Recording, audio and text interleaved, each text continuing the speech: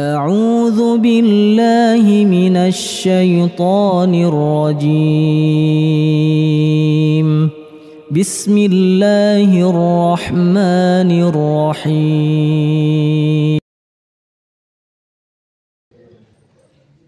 Bismillahirrahmanirrahim. Assalamualaikum warahmatullahi wabarakatuh.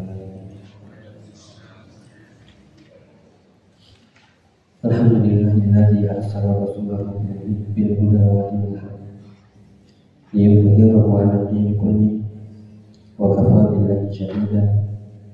Asyhadu an la ilaha illallah wahdahu la syarika lahu iqraran bihi wa tauhidan wa asyhadu anna Muhammadan 'abduhu wa rasuluhu sallallahu alaihi wa ala alihi wa ashabihi wa sallam tasliman mazida wa ba'du.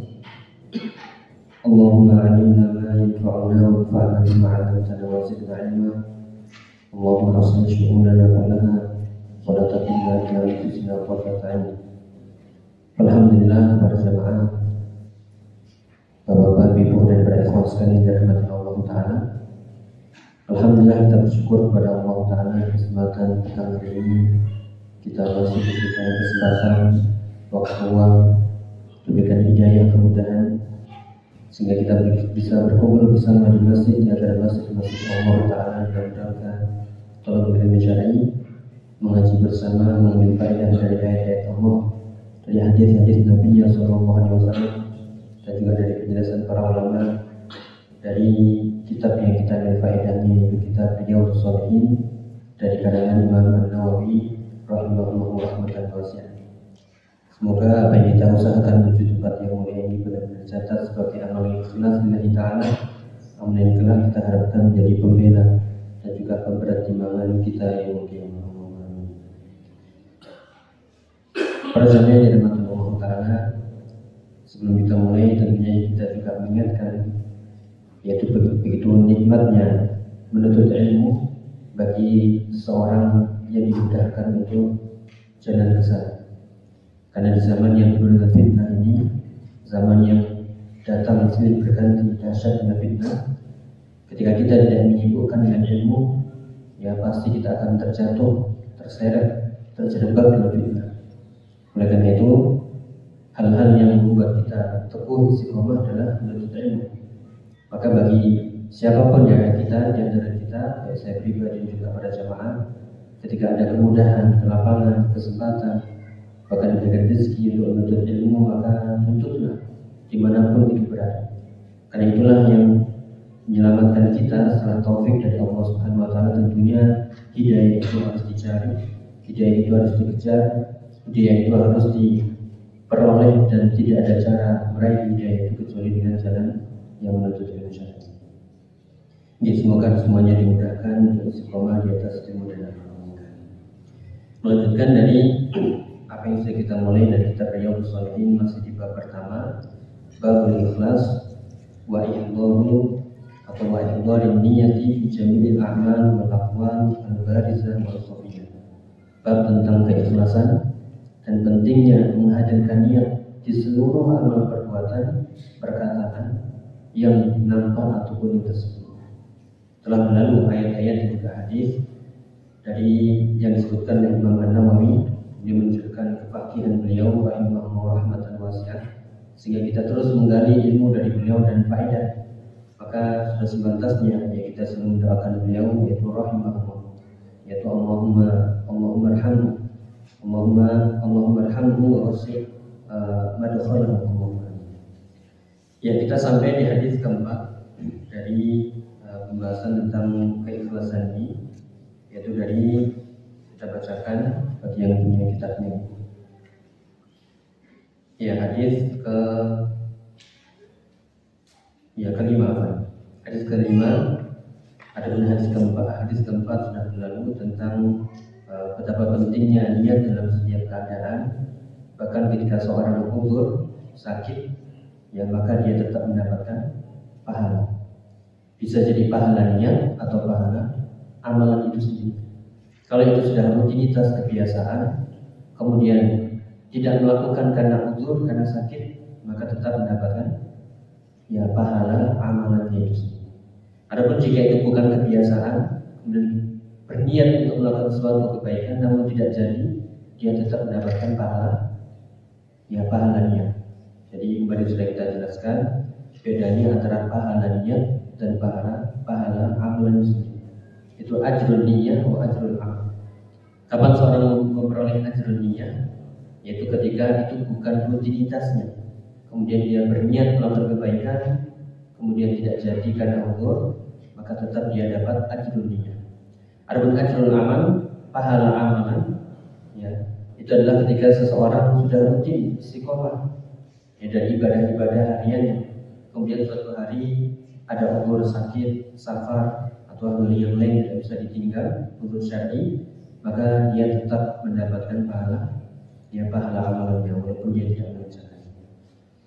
Ya, hadis kelima dari Abu Yazid Ma'an ibni Yazid ibn al-Akhnas radhiyallahu anhu, wa huwa wa abuhu wa jadduhu sahabiyyun.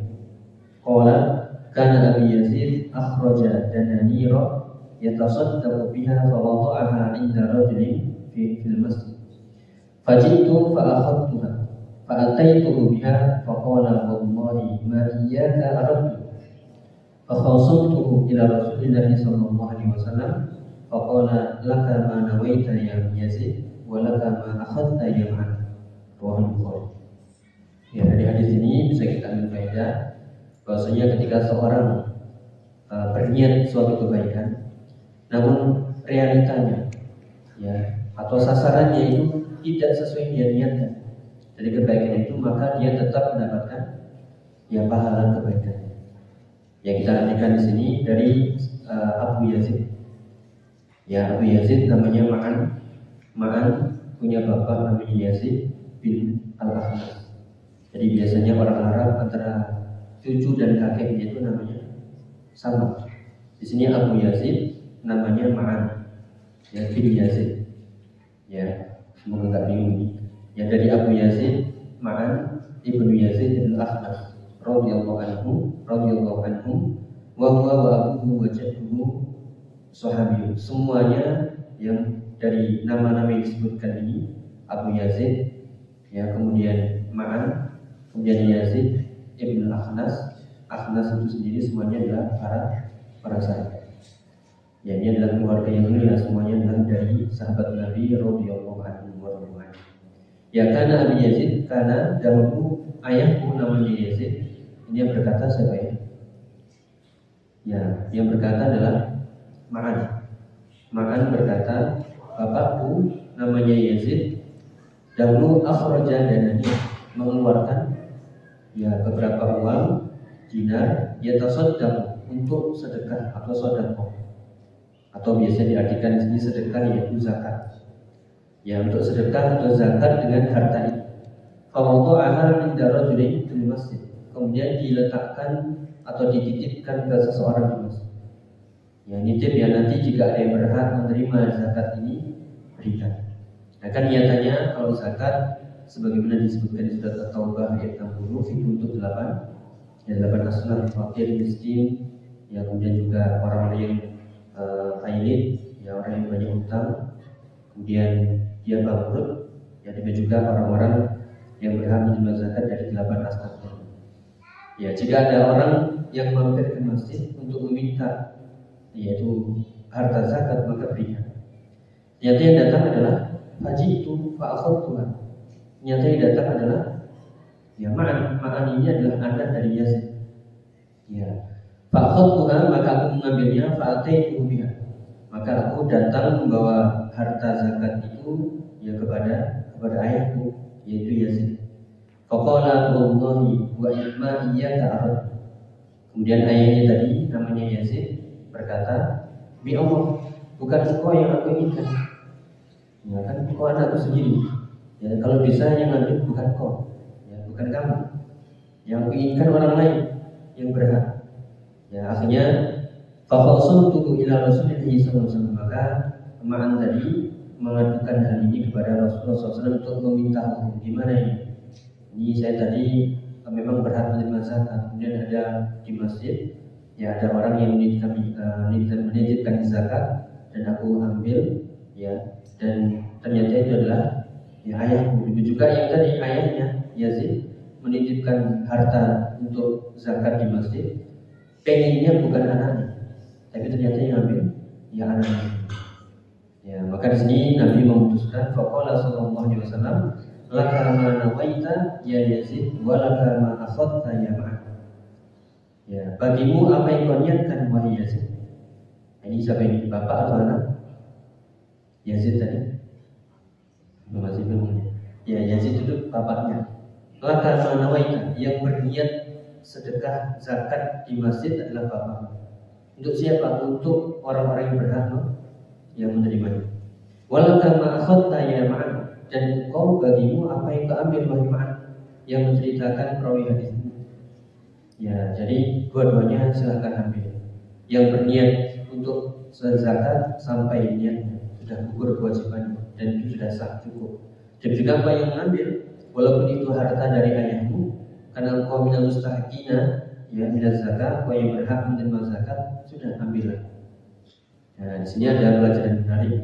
Jadi sekali lagi, ketika seorang berniat kebaikan untuk seseorang atau secara umum, tidak diniatkan untuk orang tertentu ya, yang dimaksudkan, dan ternyata yang ambil orang itu padahal bukan itu yang dia maksud, maka tetap pahalanya ya baginya, dan orang yang mengambil tadi ya juga bagiannya. Ya, maka di sini pentingnya al-a'mal binniyat, bahwasanya amal-amal itu ya tidak dikatakan amalan sampai harus ada niat, dan niatnya lillahi ta'ala. Ikhlas lillahi ta'ala, imtithalu awamirillah, yaitu mengerjakan, memenuhi panggilan Allah Subhanahu wa taala, mencari ridhonya, mencari surganya dan seterusnya. Dari niat-niat ikhlas lillahi ta'ala. Ya, maka fal insan yuktabu lahu ajru ma nawa. Seseorang akan tercatat dari pahala yang dia niatkan, wa in waqa'al amru ala khilafi ma nawa. Walaupun perkaranya itu yang berbeda dari apa yang dia niatkan. Salah sasaran istilahnya bahasa kita, tidak tepat sasaran. Ya, nanti dicontohkan oleh Syekh Muhammad Sulaiman. Salah satunya misalnya nanti ini sekedarnya ketika seorang berniat sedekah ya untuk orang miskin. Dia mengira si fulan miskin, tapi ternyata dia kaya, sudah terlanjur. Ya sudah, laka ma nawaita wa lahu ma akhadha. Bagimu apa yang kau niatkan, baginya apa yang dia ambil. Sudah selesai. Nah, inilah innamal a'malu ya binniyat wa innamal likulli imrin ma nawa. Jadi walaupun tidak tepat sasaran di situ, selama niatnya adalah lillahi ta'ala, zakat, sedekah, ibadah, maka walaupun itu tidak tepat sasaran, ya dalam arti bukan menyimpang tapi kurang tepat, maka tetap mendapatkan ya pahala. Ya, di sini ada faedah-faedah. Kemudian juga di sini disebutkan jawazu an yatasaddaq ar-rajulu ala niyat. Kalau tadi faedah pertama yang kita ambil bahwasanya amal-amal itu tetap harus ada niatnya. Niat yang baik itu akan tetap mendapatkan pahala dari kebaikannya walaupun perkaranya itu berselisih dari apa yang dia niatkan. Bukan untuk si fulan, tapi ternyata ya yang ambil si fulan. Ya, maka ya tetap mendapatkan pahala. Ya, ini juga bolehnya sedekah secara alaniah. Apa ini alaniah? Yaitu terang-terang. Seperti tadi, yaitu Yazid menitipkan harta di masjid ini terang-terangan. Saya menitipkan untuk zakat, saya zakat mal, nanti bagi orang yang berhak menerima silakan diambil. Ya, maka di sini boleh sedekah atau zakat atau infak secara alaniah. Idza kana fi idhari shadaqah maslahah. Namun dengan syarat ketika terang-terangan itu ada maslahatnya. Ya, walaupun yang afdal itu adalah yang terbaik adalah disembunyikan. Ya, kita sebutkan di sini sebagai tambahan. Jadi ada beberapa ayat atau hadis yang menunjukkan yang terbaik untuk sedekah infak kita adalah sembunyi-sembunyi, sirrah. Namun silakan kalau mau ditampakkan, tolong nama saya dicatat, silakan. Atau didokumentasikan, silakan jika itu memang ada masalah syar'i. Ya, kita sebutkan di sini beberapa ayat, misalnya di surat Al-Baqarah bagi yang ingin catat 274. Jadi disebutkan kalau Allah Taala alladzina yunfiquna yunfiquna amwalahum bil-laili wan-nahari sirran wa 'alaniyatan falahum ajruhum 'inda rabbihim wa la khaufun 'alaihim wa la hum yahzanun. Ya, di surat Al-Baqarah ayat 274. Alladzina yunfiquna amwalahum, orang-orang yang menginfakkan harta-harta mereka bil-laili wan-nahar, di siang dan malam hari, selalu menginfakkan hartanya, baik dalam keadaan sirran, sembunyi-sembunyi, atau alaniah, terang-terangan. Silakan, mau diumumkan, mau disembunyikan, silakan. Yang penting dua-duanya ikhlas nih. Yang penting dua-duanya lillahi ta'ala. Ya, jangan disembunyikan kemudian update status. Ya, alhamdulillah habis sedekah.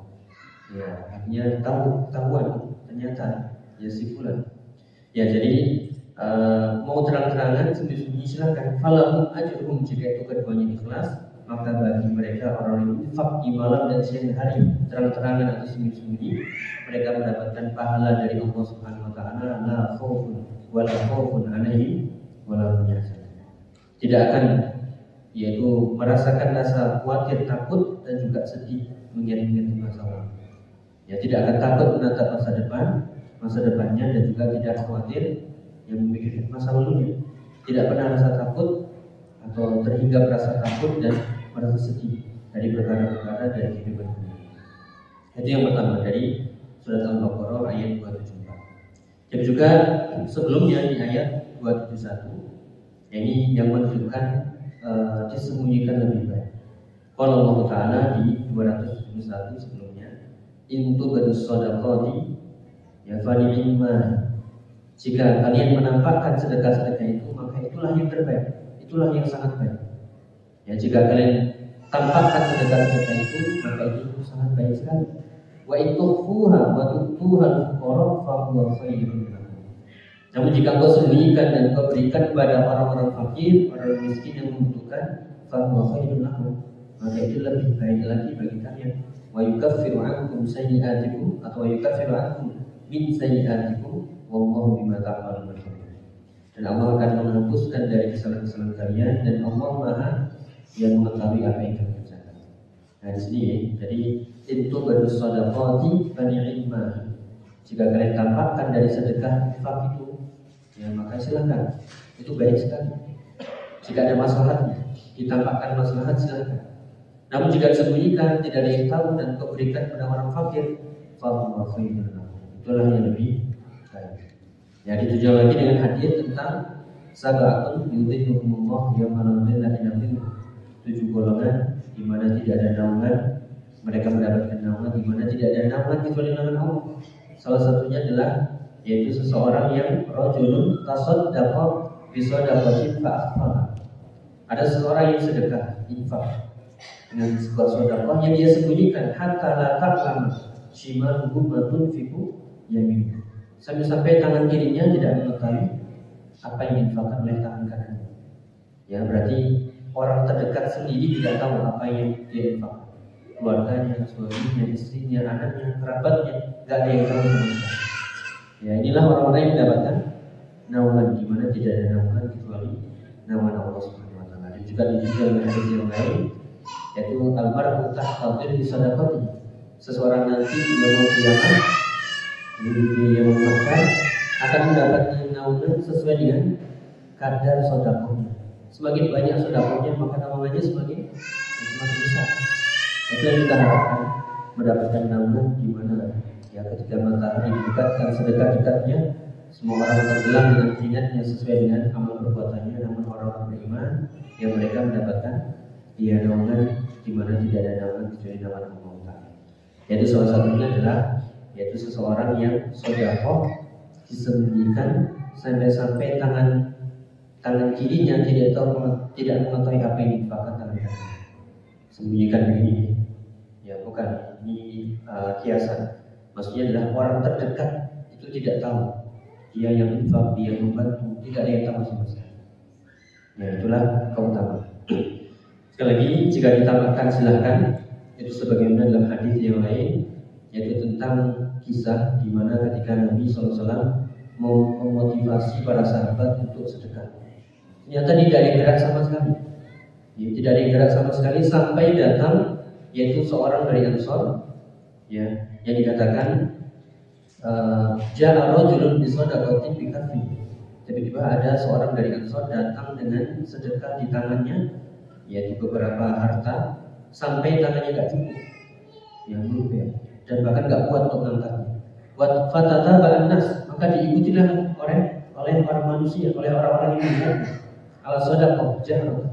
Nah, kalau tujuannya adalah memotivasi orang lain, ya agar orang lain termotivasi, tergerak untuk berbuat baik setelah sedekah, kemudian yang lain terdorong, tergerak untuk membantu, ini bagus. Ini selama semuanya ikhlas lillahi ta'ala. Ya, maka berbahagialah wajah Nabi ketika itu. Kemudian mengatakan dalam hadis yang ini sering kita dengar, namun kadang kita nggak lengkap menyebutkan keseluruhan. Itu Nabi mengatakan setelah itu, man sanna fil islami sunnatan hasanatan kana lahu ajruha wa ajru man amila biha min ba'di la yanqusu dzalika min ujurihim syai'an. Siapa yang mencontohkan sunnah perbuatan baik dalam Islam, ya, maka baginya pahala dan pahala orang-orang yang mengerjakan sesuatu tanpa dikurangi dari pahala itu, dari pahala mereka sedikit. Itu ya. Jadi ini bukan sunnah yang disebut dengan bid'ah hasanah, bukan. Tapi ini adalah sunnah yang benar-benar tenggelam, kemudian ada orang yang menampakkan, yang menghidupkan dan dicontoh oleh yang orang-orang sekitar. Maka pahala ini mengalir terus, ya, tanpa dikurangi sedikit pun dari pahala. Nah, itulah yang intinya pada sayyidina Allah Ta'ala dari hadis ini yang tadi kita sebutkan, dari hadis Abu Yazid Ma'an Ibnu Yazid, maksudnya di sini boleh, yaitu infak secara terang-terang, diumumkan dengan syarat di situ ada masalah. Masalahnya apa? Tadi, yaitu memotivasi orang lain untuk tergerak infak sedekah, silakan. Namun jika tidak ada masalah, jika tidak ada, maka tadi disembunyikan itu lebih baik agar kita mendapatkan keutamaan tadi, yaitu hatta la ta'lamu, yaitu shimaluhu ma tunfiqu yaminuhu. Sampai-sampai tangan kirinya tidak tahu apa yang diinfakkan oleh tangan kanan, yaitu mendapatkan naungan di mana tidak ada naungan kecuali naungan Allah. Jadi juga di sini faedahnya boleh bagi seorang bapak yang memberikan kepada anaknya zakat. Jadi boleh atau tidak? Yaitu bapak, ya, seorang ayah, dia punya kewajiban zakat mal. Jadi kita tahu zakat mal, kalau itu harta, harus mencapai nisab, ya, 80 gram emas, dan juga sudah haul setahun, tahun hijriah. Nah, pas bulan itu dia mau mengeluarkan zakat, ya, ternyata diberikan kepada anaknya sendiri. Boleh atau tidak? Boleh? Boleh. Ya, ini ada syaratnya. Boleh. Syaratnya adalah yang pertama, anaknya tadi bukan termasuk, ya, orang-orang yang di bawah tanggungannya dari sisi infak. Atau kita dengan bahasa lain, selama anaknya itu bukan menjadi kewajiban nafkah bagi dia. Jadi bulanannya itu dia nggak kasih nafkah kepada anaknya, ya, bulanannya nggak kasih nafkah. Kemudian pas mengeluarkan zakat, anaknya butuh uang, ya sudah kasih. Ya, ini boleh. Ya, jadi dengan syarat ini. Atau jika memang seperti yang kisah ini, jika memang itu menjadi kewajiban nafkah baginya, maka dengan syarat jangan sampai bilang begini, bulan ini saya nggak kasih nafkah, ya, ini gantinya zakat. Nah, sehingga seharusnya si anak tadi seharusnya dapat dua bagian, yaitu bagian nafkah sama bagian zakat. Tapi si bapak tadi niatnya adalah diskotun nafkah. Ya kan sudah kasih zakat, ngapain kasih nafkah? Kalau tujuannya seperti ini maka nggak boleh. Ya, maka tetap tujuannya boleh selama tadi syaratnya jika memang anak itu bukan termasuk orang yang di bawah tanggungannya dikasih nafkah bulanan, ya. Dan juga kalau itu dikasih nafkah bulanan, tujuannya bukan menggugurkan nafkah, tapi tetap diberi. Misalnya dalam suatu kondisi dalam bulan tertentu sudah dikasih nafkah, kemudian ternyata dia terkena musibah, sakit atau hutang, atau dia merusak sesuatu harus ganti, sehingga dia tidak punya harta, maka si bapak ketika itu mengeluarkan zakat, dikira pasnya untuk melunasi atau membayar tanggungan dari anaknya, maka boleh diberikan. Dan juga sebaliknya, seorang anak boleh atau tidak memberikan zakat malnya ke bapak? Boleh atau tidak?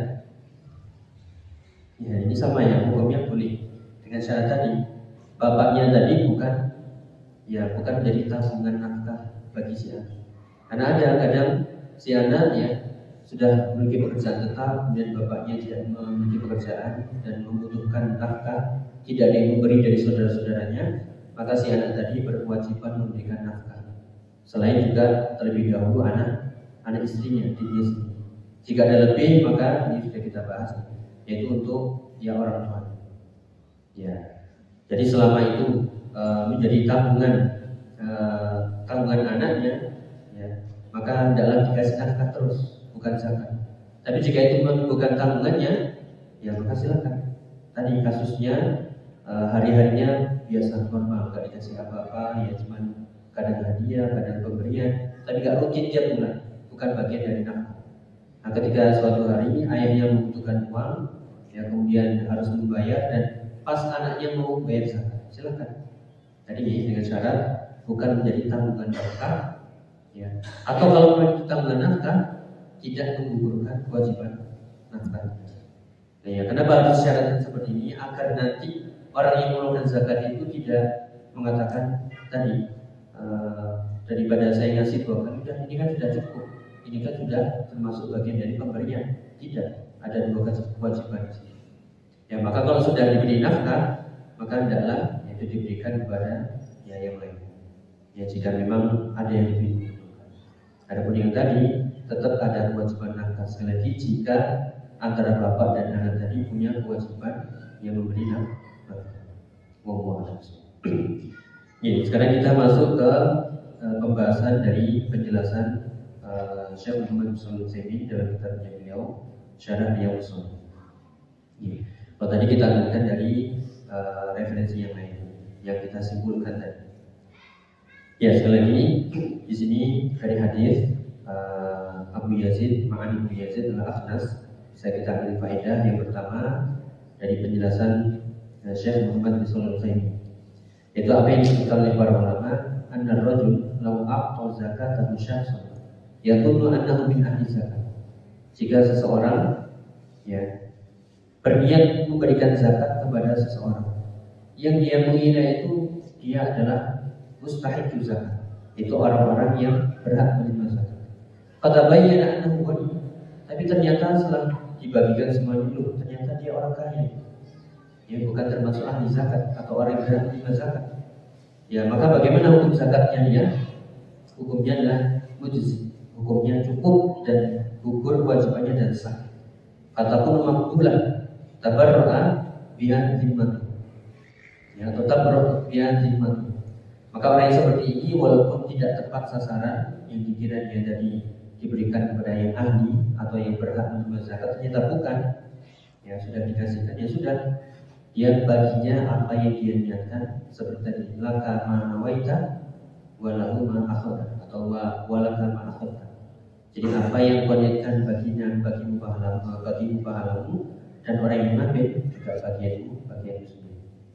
Ya, sehingga orang yang berniat ini dia memberikan kepada man huwa amrun laha fa idza nawa falahu niyyatuh.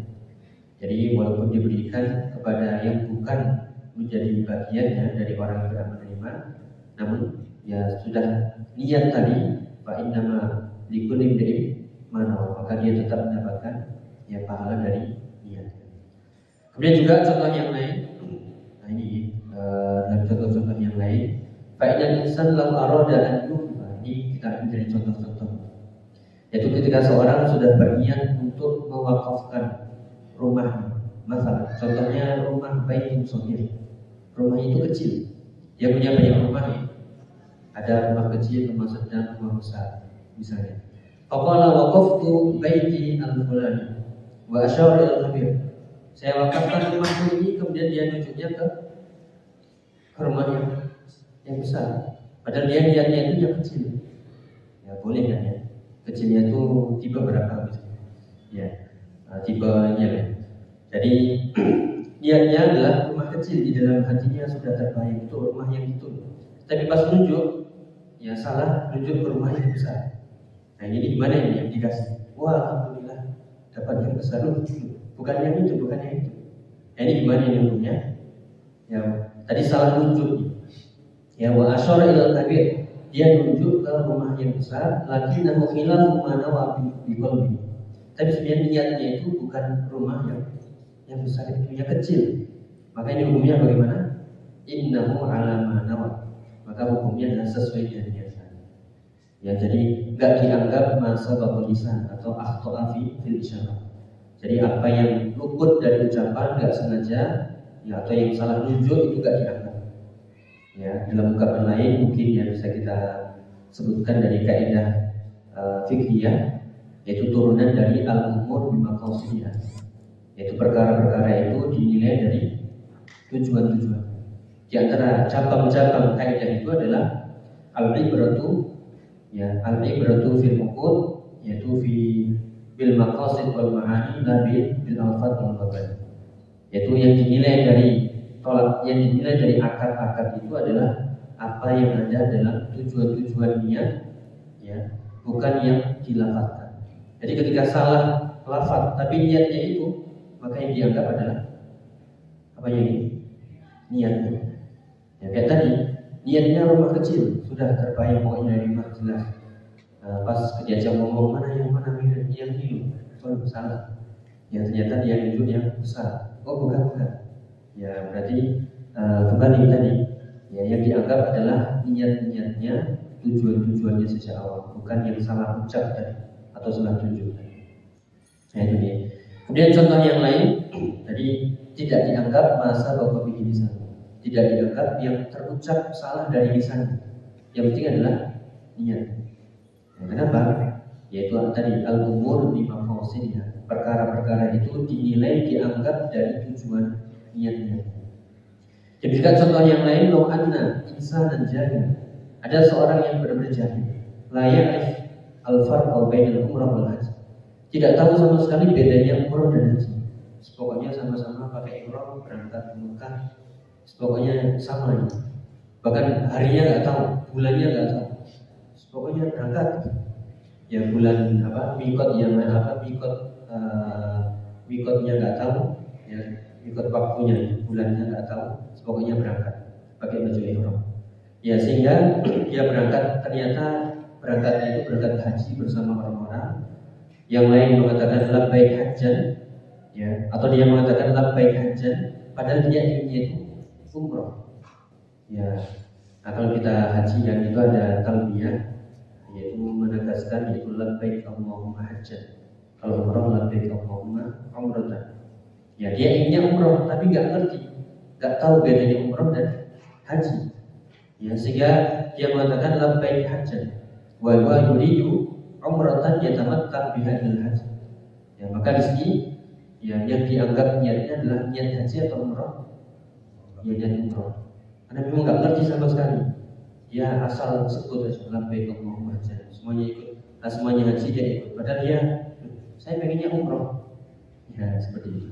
Jadi madama anna qasdahu yuridul umrah, ya maka selama niatnya tujuannya adalah umrah, lakin qala labbaik hajjan, ya ma'a haula'i nas, tapi dia mengucapkan labbaik Allahumma hajjan bersama orang-orang yang berangkat haji, falahu ma nawa, maka baginya apa yang diniatkan yaitu niat umrah. La yadurru sadqu lisanihi bisyai', jadi tidak dianggap, tidak merusak ucapan lisannya yang tidak tahu, yang enggak sengaja. Ya, contoh yang lain yaitu laqal insan li zaujati. Ini masalah perceraian. Ada seorang yang berkata kepada istrinya anti thalik. Ini dalam bahasa Arab. Ya, anti thalik artinya kamu saya cerai. Ya, thalik dalam bahasa Arab itu maknanya bisa kamu saya bebaskan. Sudah bebas. Silakan pergi dari sini atau bebas dari ikatan nikah misalnya. Ya, wa yuridu anti taliqan min qaidin la min nikah. Ya dia mengucapkan ke istrinya anti taliq. Ya kalau bahasa kita itu kan kalau cerai jelas ya. Kalau taliq itu kamu saya bebaskan dari ikatan nikah atau bebaskan dari apa ya? Ya misalnya sebelumnya ada perjanjian ini udah sekarang enggak ada ikatan-ikatan lagi, perjanjian persyaratan sudah kamu bebas. Tapi maksudnya bukan bebas dari ikatan yang pernikahan. Jadi ada seorang suami mengatakan kepada istrinya, anti thalik wa yuridu anti thalik min qaidin la nikah. Ya, kamu saya bebaskan. Ya, apakah ini jatuh talak cerai? Ya, dia mengucapkan sesuatu yang lafadznya itu lafaz cerai, bukan biasa lagi tapi sorry. Ya, tapi niatnya bukan itu. Maksudnya itu niatnya adalah kamu saya bebaskan dari ya tugas, misalnya. Gak usah nyuci baju lagi misalnya. Ya, gak usah nyuci piring lagi misalnya. Ya, atau gak usah ini lagi. Ya, bukan niatnya adalah kamu saya bebaskan dari ikatan nikah, bukan. Ya, maka di sini falahu ma'aw, maka batinnya ya apa yang dia niatkan, wala tutallaqu bidzalika zawjatuhu, maka istrinya tidak terjadi atau jatuh lafaz cerai. Ya, kenapa? Tadi al-ibratu fil uqud ya bil maqasid wal ma'ani la bil alfaz wal makan. Yaitu tolak ukur dalam akad-akad itu adalah tujuannya, niatnya, bukan dengan lafaz-lafaz dan bentuk-bentuk. Ya, maka dari sini banyak cabang-cabang faedah. Kalau dari lafaz tadi, maka yang dinilai adalah niatan. Ya, jangan yaitu tertipu dengan lafaz-lafaznya yang zahir. Karena dalam masalah akad itu ini adalah tujuan niat. Contoh yang lain ya, kalau tujuan beli, misalnya seorang bilang begini ya ke temannya, ini ada HP, ya ini kamu saya kasih, ambil, ya tapi kasih saya 2 juta. Lafadznya apa ini? Kamu saya kasih, nih saya kasih, saya beri, tapi kasih saya 2 juta. Apa ini? Kasih mengasih atau pemberian, hibah atau jual beli. Makanya yaitu al-ibratu fil uqud, ya tolak ukur dari akad-akad itulah tujuannya apa? Ya, dalam hatinya itu apa dia? Ya, bukan dengan lafaz-lafaz yang dia ucapkan. Biasanya ini ambil ya, ini ambil, oh ya saya ambil. Belum mana? 2 juta. Lu katanya suruh ngambil. Ya, tapi maksudnya itu dalam hatinya itu tujuannya adalah jual beli. Nah, makanya jangan tertipu dengan ya lafaz-lafaz zahir tadi. Makanya al-ibratu fil uqudi, yaitu bil maqasid wal ma'ani. Tujuan dari atau tolak ukur dari akad-akad itu adalah dengan tujuan dan makna-makna yang ada di dalam hati, ya, bukan dengan ya lafaz-lafaz dan bentuk-bentuk. Itu pengembangan dari kaidah fikih al-umur bi maqasidnya. Kemudian kembali ke lafaz cerai tadi, kecuali kalau dia ini mungkin pernah kita dengar di hadis tentang salah sujudun najidun wa hasbuhun najidun, yaitu 3 perkara yang seriusnya dan guyonnya itu adalah serius. Nah, ini bahaya. Jadi dia guyon, bercanda. Apa itu? Nikah, tolak dan rujuk. Ya, kalau dia atau suami istri, kamu saya cerai ya, saya ketawa-ketawa, kan guyon aja. Gimana nih? Jatuh nih. Beda dengan yang tadi nggak sengaja terucap. Ya, kamu saya bebaskan dengan lafaz kalau bahasa Arab tadi anti tolik. Kalau itu bahasa Arab benar-benar tolik artinya mutlak. Kamu cerai, dibebaskan. Tapi kalau bahasa kita kan beda. Tolik itu maknanya dibebaskan. Tapi kalau ini tujuannya adalah guyon, ya, bercanda, pura-pura, ya. Nah, ini sesuatu yang bercandanya serius, yang seriusnya juga serius. Ya, guyon, kamu saya cerai ya, udah pegatan aja, ini jatuh benar. Ya, atau nikah. Ya, misalnya seorang bapak punya anak, ya, bilang ke temannya, ya zawat tukar bibinti ya bimah dikatakan. Kemudian yang ditawari tadi guyon, ya, oh kabil tuh nikah. Ya, saya terima nikah. Sah walaupun guyon. Jangan main-main. Jadi seorang bapak punya anak, ya, anaknya gadis, kemudian dia punya teman. Mau nggak saya nikahkan sama anak saya? Guyon, bercanda. Ya, saya nikahkan kamu dengan putri saya dengan mahar ini, ya. Mau cash mau hutang silahkan, yang penting kamu saya nikahkan, salaman. Kemudian diterima sama temannya, itu saya terima nikahnya, ya binti fulan, udah sah, ya kawan.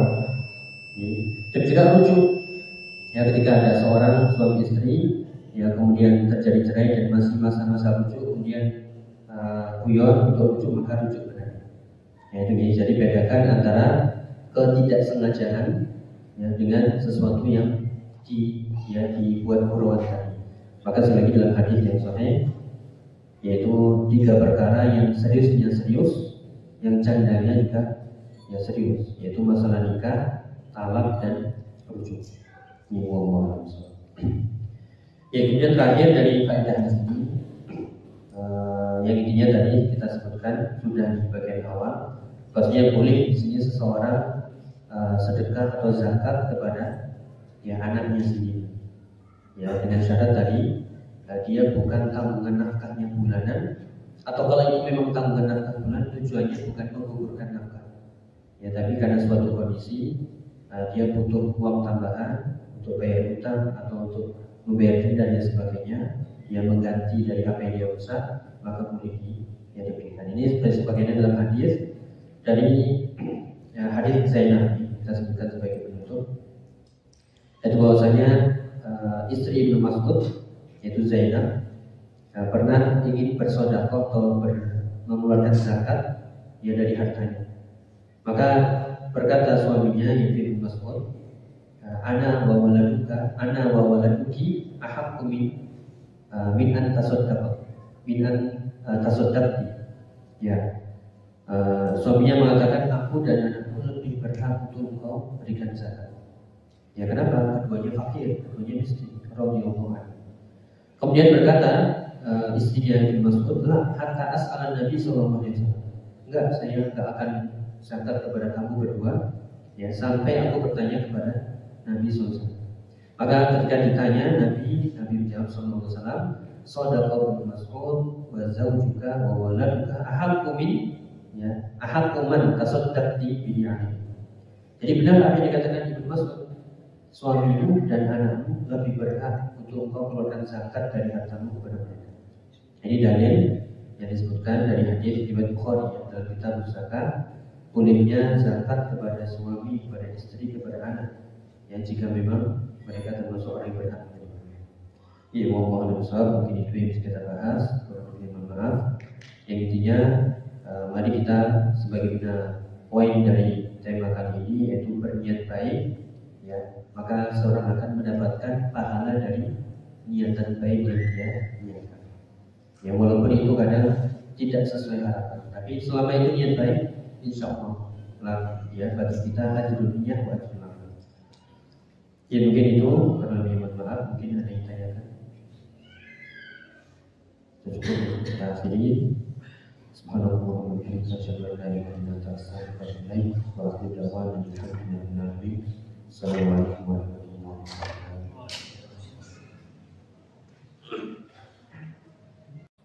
لئن شكرتم لأزيدنكم ولئن كفرتم إن عذابي لشديد